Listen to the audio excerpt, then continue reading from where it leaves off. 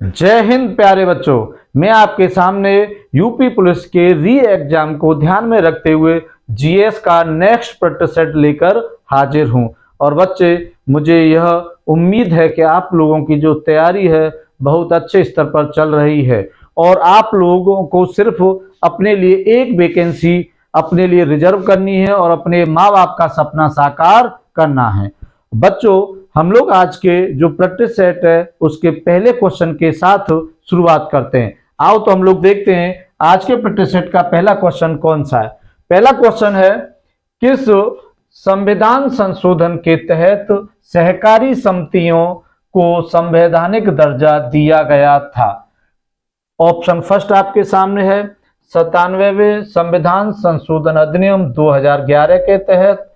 Option second आपके सामने है 86वें संविधान संशोधन अधिनियम 2003 के तहत।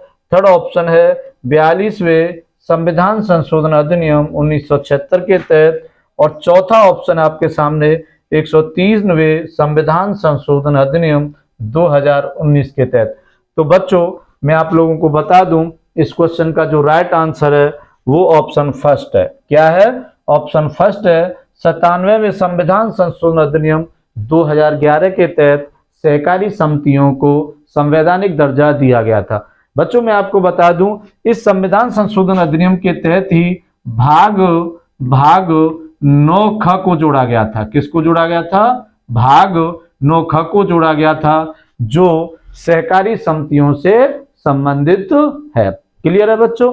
अगर बात की जाए, सेकंड ऑप्शन है 86वें संविधान संशोधन अधिनियम 2003। कहीं कहीं आपको यह 2002 भी लिखा मिल जाएगा, कोई इश्यू नहीं है। तो 86वां संविधान संशोधन अधिनियम 2002 या 2003 में हुआ था। और इसके तहत मैं आपको बता दूं, अनुच्छेद 21 का को जोड़ा गया था। आर्टिकल 21 फर्स्ट को या अनुच्छेद 21 का को जोड़ा गया था बच्चों। और यह जो है, यह 6 से 14 वर्ष की आयु के बच्चों के लिए निःशुल्क शिक्षा का प्रावधान कराता है। 6 से 14 वर्ष की आयु के बच्चों के लिए निःशुल्क शिक्षा का प्रावधान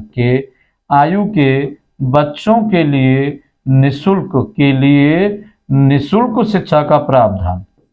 क्लियर है? निःशुल्क शिक्षा का प्रावधान है बच्चों, निःशुल्क शिक्षा का प्रावधान। और आप सब लोग जानते हो कि जो निःशुल्क शिक्षा की बात की जाए तो यह अब मूल अधिकार है। निःशुल्क शिक्षा का अधिकार आप लोगों को किसके तहत मिलता है? अनुच्छेद 21 का के तहत।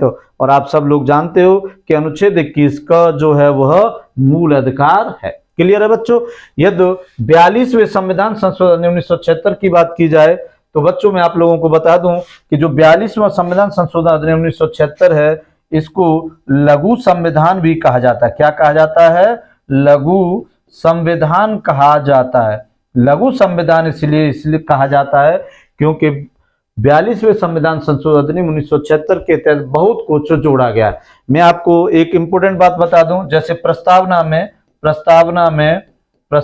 में समाजवाद, पंथ निरपेक्ष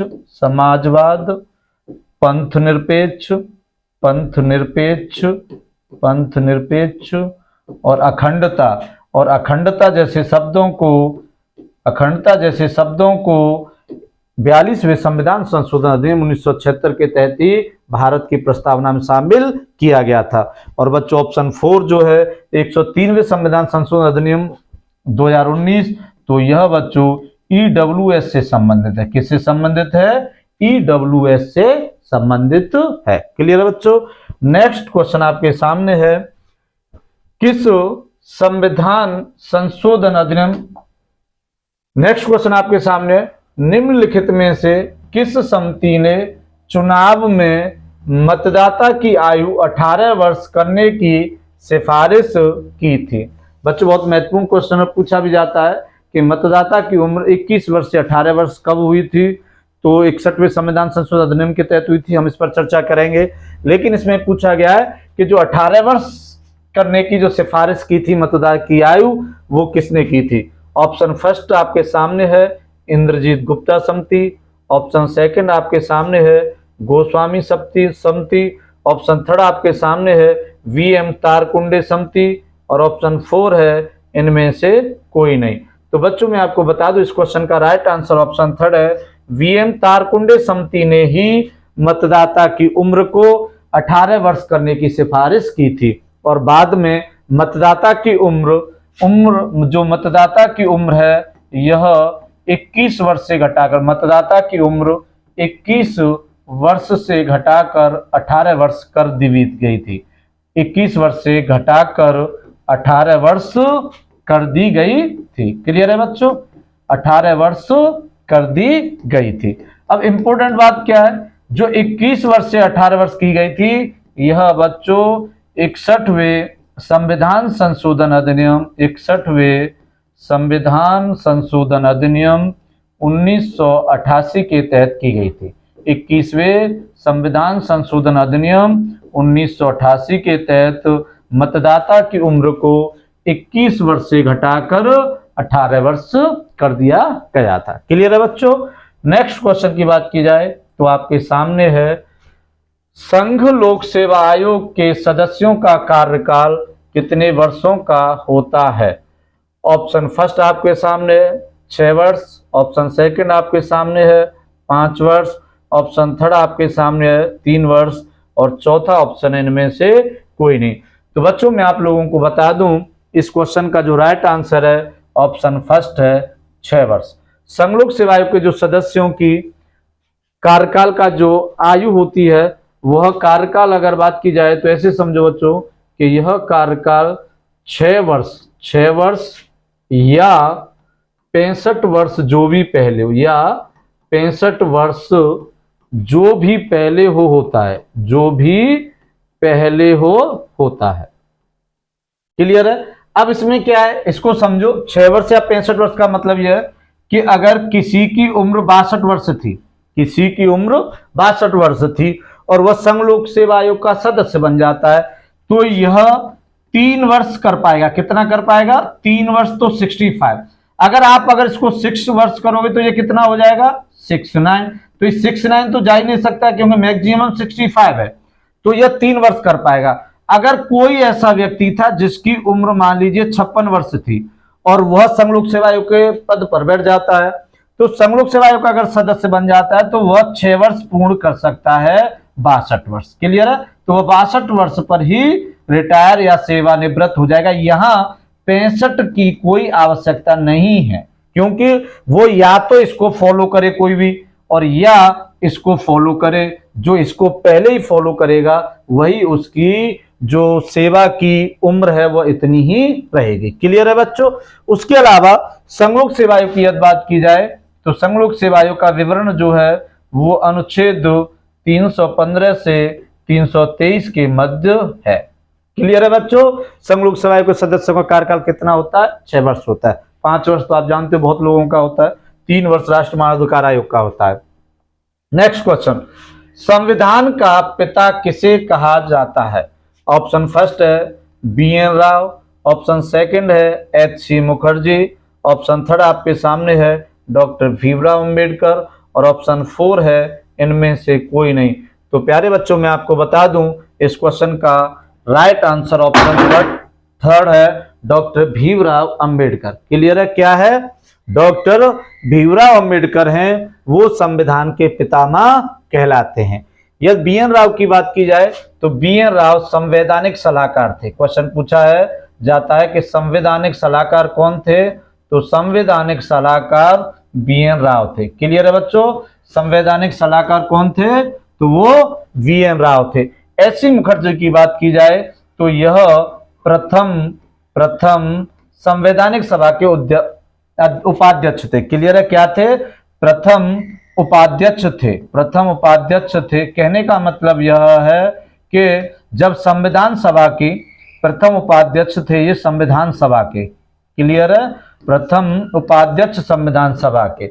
मैं आपको बता दूं जब संविधान सभा की बैठक 11 दिसंबर 1940 को हुई थी तो उसमें इनको उपाध्यक्ष बनाया गया था HC मुखर्जी को। क्लियर है बच्चों। 11 दिसंबर 1946 को जो संविधान सभा की बैठक हुई थी उसके प्रथम उपाध्यक्ष कौन थे? एच.सी. मुखर्जी थे, जबकि आप सब लोग अध्यक्ष तो जानते हो डॉक्टर राजेंद्र प्रसाद थे। नेक्स्ट क्वेश्चन की यदि बात की जाए तो बच्चों आपके सामने है, भारत छोड़ो आंदोलन के समय उत्तर प्रदेश के किस जिले में समानांतर सरकार की स्थापना की गई थी? ऑप्शन फर्स्ट आपके सामने है लखनऊ, ऑप्शन सेकंड आपके सामने है बलिया, ऑप्शन थर्ड आपके सामने है फैजाबाद और ऑप्शन 4 आपके सामने है प्रयागराज।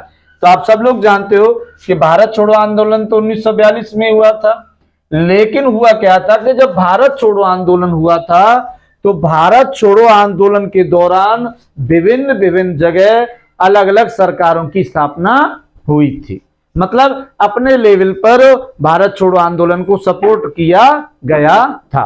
अब इस क्वेश्चन का तो राइट आंसर ऑप्शन सेकंड है बलिया। क्लियर है बच्चों।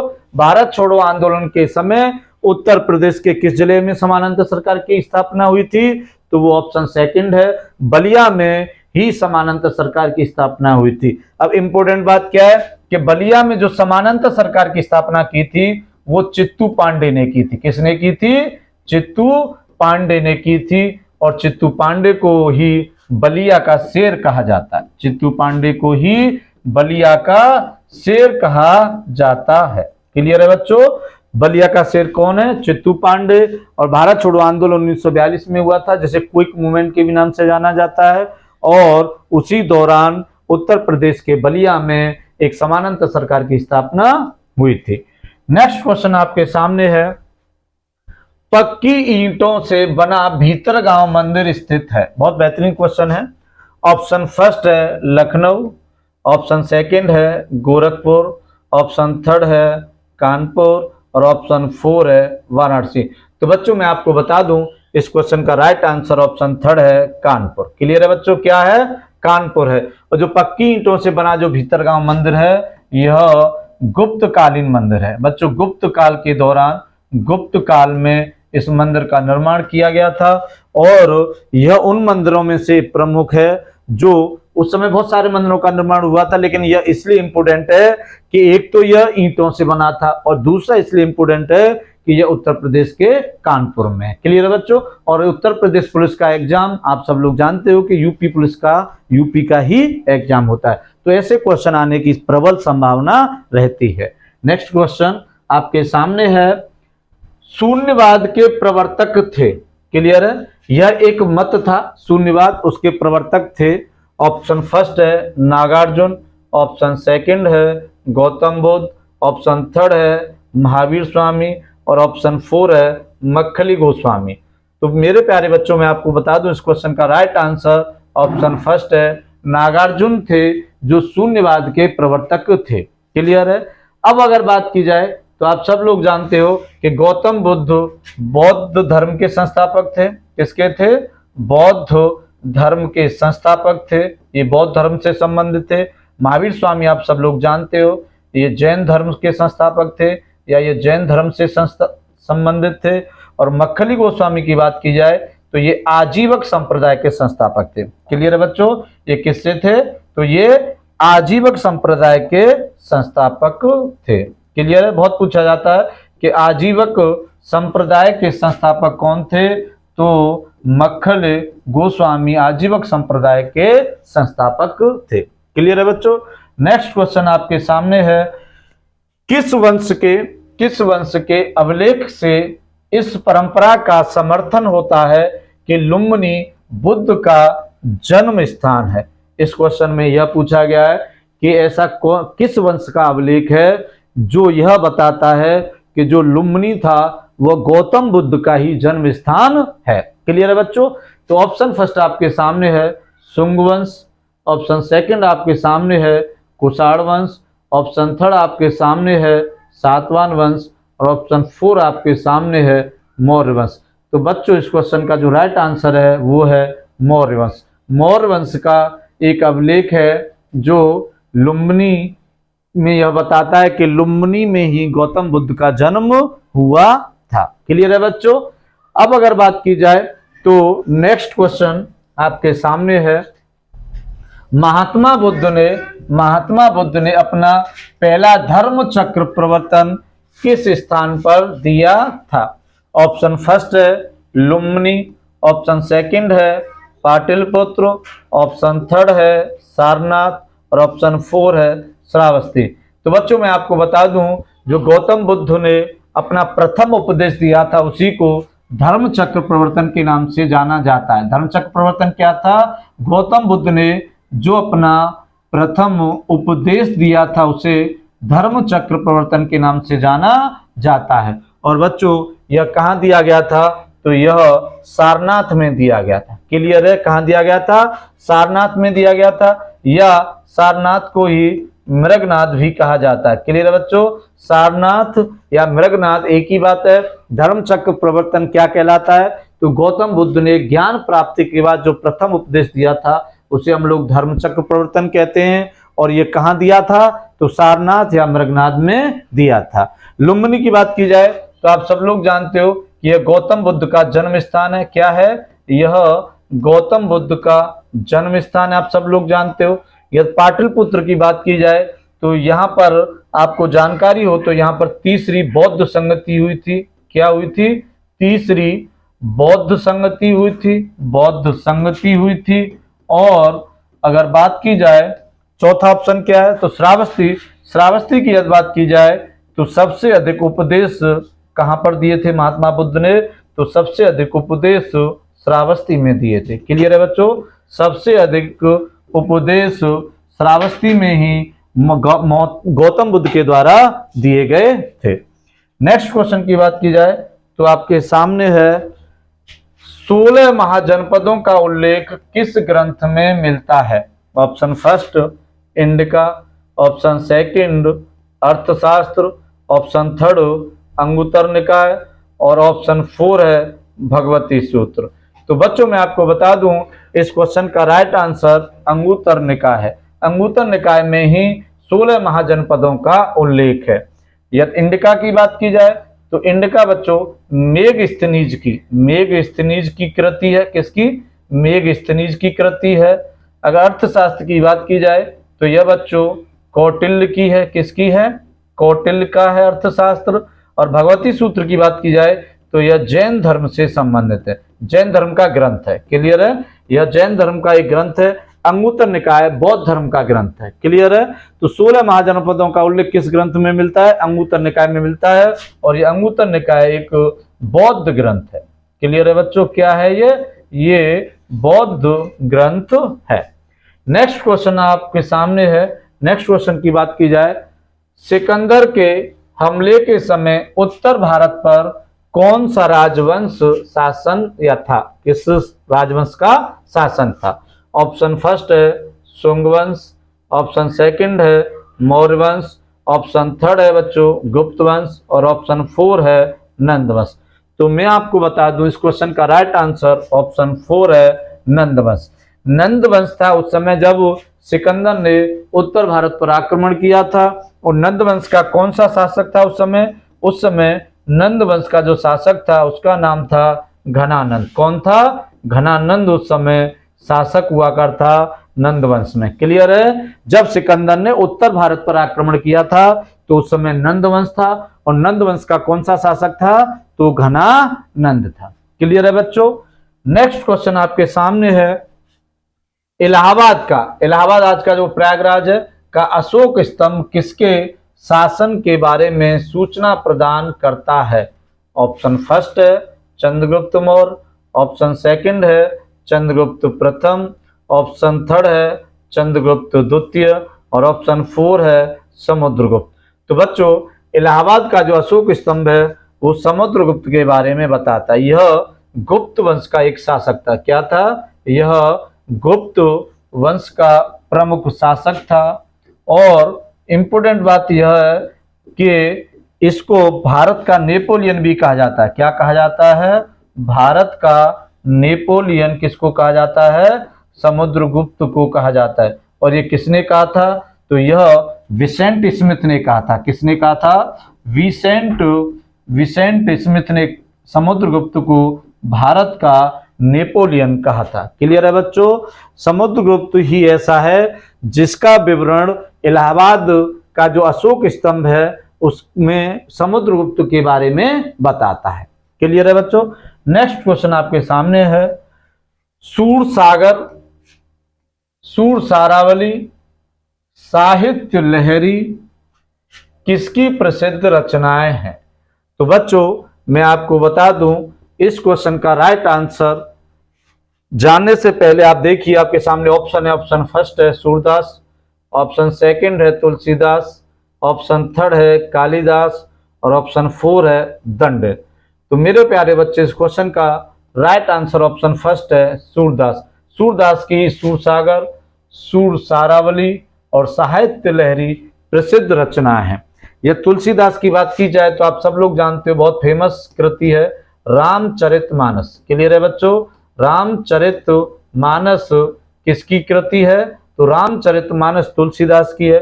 यदि कालिदास की बात की जाए तो अभिज्ञान शाकुंतलम, अभिज्ञान शाकुंतलम, अभिज्ञान शाकुंतलम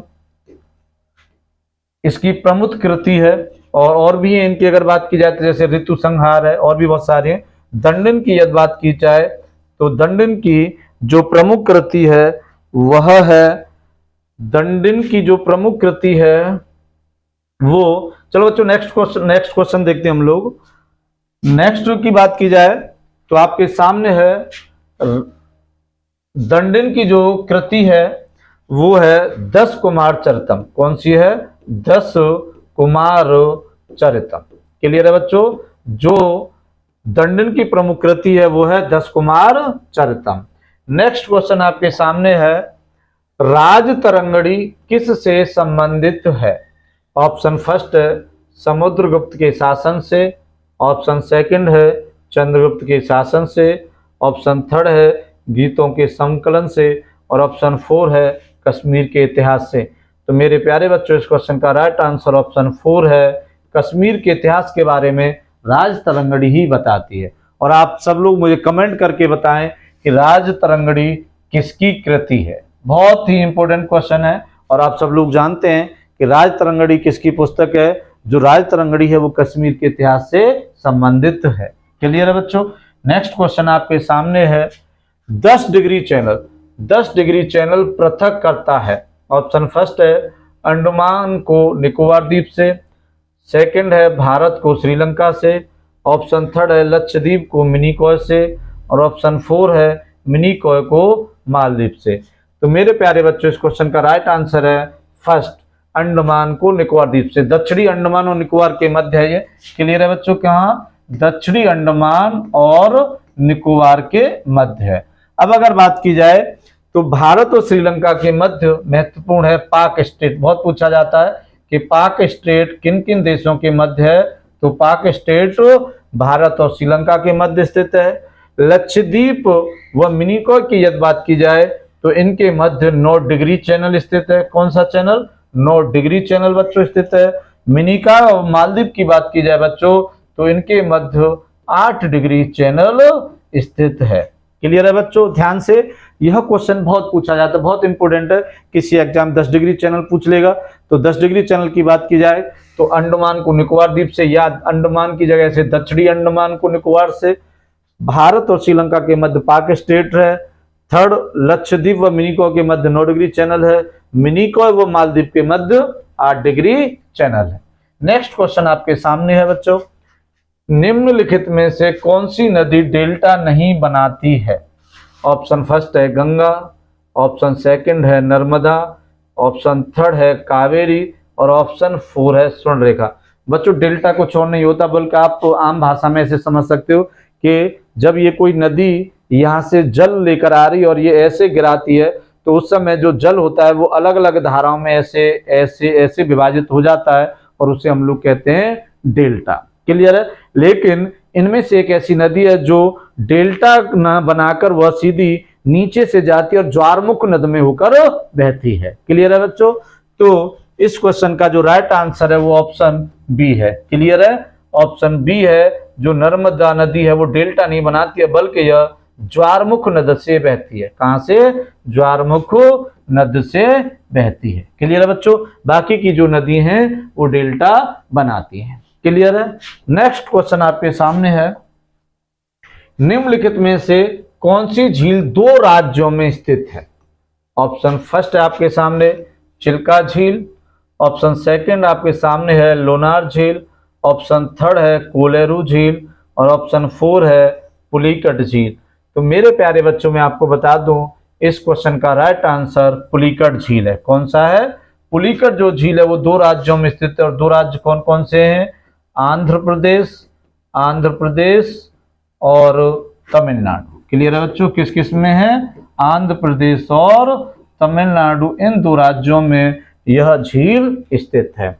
चिल्का झील की बात की जाए तो यह बहुत फेमस झील है जो उड़ीसा में बहुत पूछा जाता है, उड़ीसा में है। यदि लोनार झील की बात की जाए बच्चों तो यह महाराष्ट्र में है। क्लियर है बच्चों।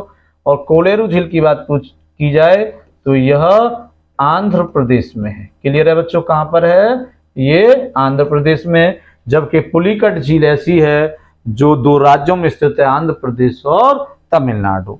नेक्स्ट क्वेश्चन की बात की जाए तो आपके सामने है, बेसाल्ट लावा के अपक्षय के कारण निर्माता कौन सी मिट्टी है? ऑप्शन फर्स्ट है जलोढ़ मिट्टी, ऑप्शन सेकंड है रेगुर मिट्टी, ऑप्शन थर्ड है लाल मिट्टी और ऑप्शन फोर है लेटेराइट मिट्टी।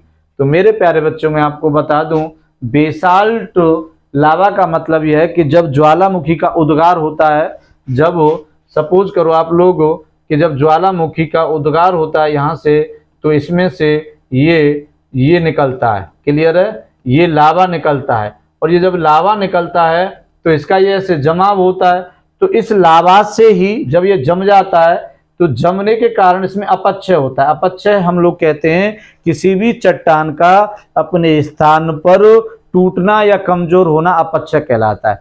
चाहे वह भौतिक प्रक्रिया के कारण हो, चाहे वो रासायनिक प्रक्रिया के कारण हो, वो एक अलग विषय। लेकिन अपक्षय क्या कहलाता है कि इसका यहाँ से ऐसे मान लो कि ये पहाड़ी बन गई है, अब इस पहाड़ी के साइड से मान लो कोई नदी है, नदी निकल रही है तो यहाँ ये टूटता रहता है, इसको हम अपक्षय कहते हैं। अब क्वेश्चन क्या पूछा गया कि बेसाल्ट लावा के अपक्षय के कारण कौन सी मिट्टी का निर्माण होता है? ऑप्शन फर्स्ट में आपको बता चुका था, तो इस क्वेश्चन का जो राइट आंसर है वो है ऑप्शन सेकंड रेगुर मिट्टी। रेगुर मिट्टी को बच्चों एक अलग नाम से और जाना जाता है, काली मिट्टी। किस नाम से? काली मिट्टी। एक और इसका नाम है बच्चों काली मिट्टी और इसका एक और नाम है चेरनोजम मिट्टी। कौन सी मिट्टी? चेरनोजम मिट्टी के नाम से भी जाना जाता है। क्लियर है बच्चों, काली मिट्टी या चेरनोजम मिट्टी या रेगुर मिट्टी एक ही मिट्टी के नाम है। क्लियर है। अब अगर बात की जाए, नेक्स्ट क्वेश्चन आपके सामने है, भारत में सबसे अधिक किस प्रकार के वन पाए जाते हैं? ऑप्शन फर्स्ट है उष्णकटिबंधीय शुष्क पर्णपाती वन, ऑप्शन सेकंड आपके सामने है उष्णकटिबंधीय पर्णपाती वन। आर्ध है ये बच्चों, क्या है? उष्णकटिबंधीय आर्ध पर्णपाती वन। ऑप्शन थर्ड है उष्णकटिबंधीय आर्ध सदाबहार वन और ऑप्शन फोर है उपोष्ण चौड़ी पट्टी वाले पहाड़ी वन। तो मेरे प्यारे बच्चों इस क्वेश्चन का जो राइट आंसर है वो है ऑप्शन थर्ड उष्णकटिबंधीय आर्ध सदाबहार वन जो हैं वो सबसे अधिक पाए जाते। नहीं सॉरी, इस क्वेश्चन का जो राइट आंसर है बच्चों, तो इस क्वेश्चन का जो राइट आंसर है वो है उष्णकटिबंधीय शुष्क पर्णपाती वन। इससे अधिक कौन से पाए जाते हैं? इससे अधिक पाए जाते हैं ऑप्शन फर्स्ट उष्णकटिबंधीय शुष्क पर्णपाती वन। क्लियर है। सबसे अधिक भारत में किस प्रकार के वन पाए जाते हैं? उष्णकटिबंधीय शुष्क पर्णपाती वन पाए जाते हैं, ये पहले नंबर पर पाए जाते हैं। फिर अगर बात की जाए उष्णकटिबंधीय आर्द्र पर्णपाती वन की, तो ये दूसरे नंबर पर पाए जाते हैं, ये आर्द्र हैं। क्लियर है। और उष्णकटिबंधीय आर्द्र की सदाबहार वन की बात की जाए बच्चों तो ये तीसरे नंबर पर पाए जाते हैं। और उपोष्ण चौड़ी पट्टी वाले पहाड़ी वन की बात की जाए तो ये चौथे नंबर पर पाए जाते हैं। नेक्स्ट क्वेश्चन आपके सामने है, लौंग प्राप्त होता है, लौंग नहीं लौंग, क्या? लौंग प्राप्त होता है, मतलब यह पूछा है कि लौंग किससे प्राप्त होता है।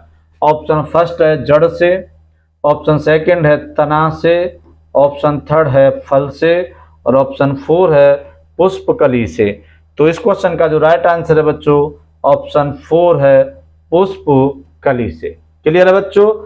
तो मैं उम्मीद करता हूं कि आप लोगों की तैयारी बहुत बेहतरीन चल रही होगी, और मुझे यह भी उम्मीद है कि आप लोग इस बार अपने माता पिता के सपनों पर खरे उतरोगे और अपनी यूपी पुलिस में एक वैकेंसी सुनिश्चित करोगे। प्यारे बच्चों, जय हिंद।